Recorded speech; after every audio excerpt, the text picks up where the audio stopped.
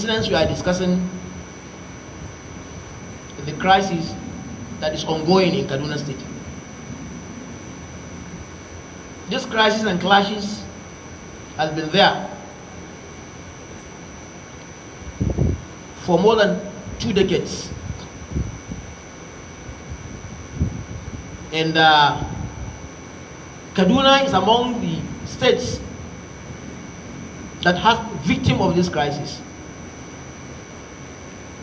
It has happened and is happening in Plateau State.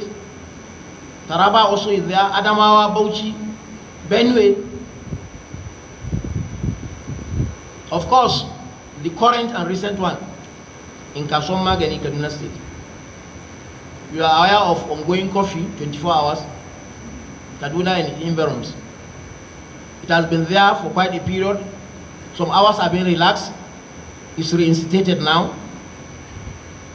We are aware of His Royal Highness who was killed. The information is informing us that today, this morning, he was killed. And of course, he has been abducted since last Friday. Now, as a Muslim, you have to abide with the teaching of the Quran. Strictly abiding with the commandments of Allah subhanahu wa ta'ala in the Quran. You don't have alternative and you don't have option. Allah says in Baqarah 83 to 85, and recall when we took the covenant from the children of Israel, enjoined upon them a command on them not to worship except Allah subhanahu wa ta'ala, and to be good to parents and relatives and orphans and the needy, and to speak in a good manner to mankind generally. Quran here could have said you address Muslims in a better way. But since Islam is a religion that is complete, its morals and manners are par excellence.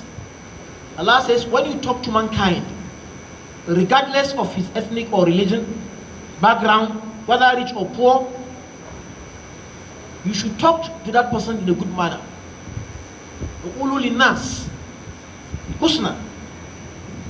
You should talk to mankind in a respectful way, in a manner he will appreciate, he will understand, he will also reciprocate such to you because you have honored him. Now, a religion that is commanding you, is guiding you, is moderating your talk, how will that religion command you to kill other people? It's very unfortunate that where this crisis, the spot of this crisis, have majority of non-Muslims. Check your history collection of the crisis in the country, and particularly in the northern part of the country. You find out that the spots, majority of the spots, if not all the spots, are where non-Muslims are a majority, and the Muslims there are minority. I'm not saying the state, the spot of the happening is very sad and unfortunate. Now, establish salat, give out zakat, and they rejected and refused except very few. And Allah dictated another covenant with them, that never them shed blood of one another, and never them remove one another from their homes. If you look at the verse as if it's discussing the crisis in Nigeria, where some individuals are even removed from their homes, just because the claim is that they are not indigenous in that state. Will you recall in Plateau State, during the last the Obasanjo's regime, where some tribes are being packed in trailers out of the state in the name of they are not indigenous? You are aware then of the administration where even the governor was suspended because of the crisis of the state. And that is the nature. It is almost the same pattern. There is no difference. Now, Islam is a religion of peace. It always calls for it. Because a Muslim have no benefit when there is crisis. When there is killing, it has no benefit. Islam has benefit when there is peace, because a Muslim will establish his religion, and whosoever sees the beauty of the religion can decide on his own conveniently become a Muslim. But when there is crisis, that atmosphere is not there. So all of us should work towards having peace in this nation. And wherever you are as a Muslim, you are a vanguard of peacemaking. Our profiles, our nature, right from Prophet Muhammad ﷺ, is that we are a community of peace. It is because Rasulullah ﷺ wanted peace to reign in Mecca, he migrated out of Mecca. The brutality of the Meccans could no more be tolerated. They cannot withstand it. They can no more bear it. And they don't want confrontation. They leave Mecca for them. Our history is bright. Nobody can color it otherwise.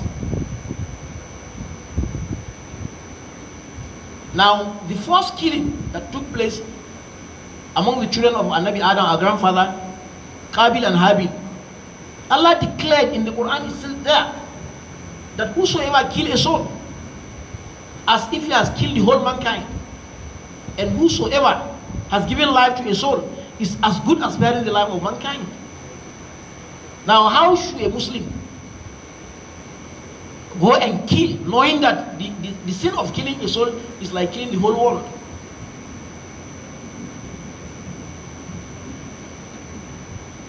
Now, the advice we are going to give to the generality of the Ummah is that Muslim should relate in a good manner with whosoever comes his way, whether Muslim or non-Muslim. And your speech also should be a speech that actually is mannered. Hate speech that the government is calling people to deter from has been called upon by the Quran long ago, practically. You should manage what you are saying to the second person, whether a Muslim or a non-Muslim. You should not be part and parcel of killing. You should preach peace. You should be law-abiding.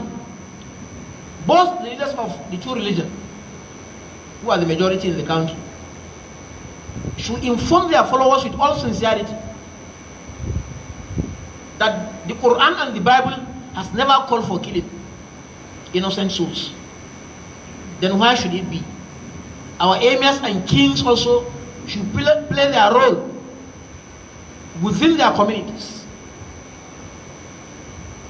The government should try to provide job for the youth, because most of those who are engaged in this are the youth. It will be very difficult for somebody responsible to go blocking the road and killing, abducting and killing. Now, another very important issue for the government to note, even though the governor of Kaduna State must be appreciated of the steps have been taken, but the issue is that there has not been a result in this nation of all the killings.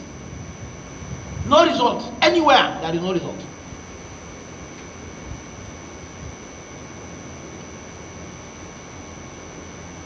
Even during the Obasanjo regime, when the governor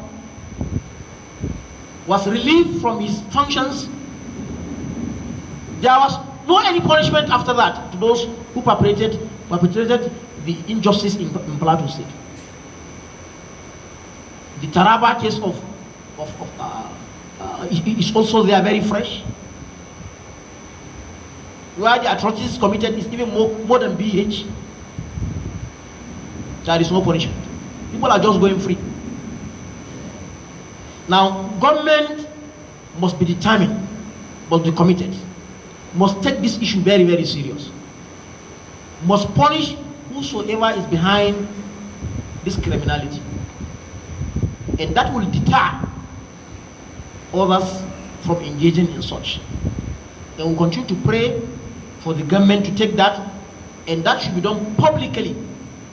The media should carry it all about, so that people will know that it has changed. The whole system has changed now. They are ever ready to implement, to bring those who actually are engaged in that criminality to book. It is only that that will stop people from going into this criminality. Elsewise, it will continue to be actually the doings of Nigerians.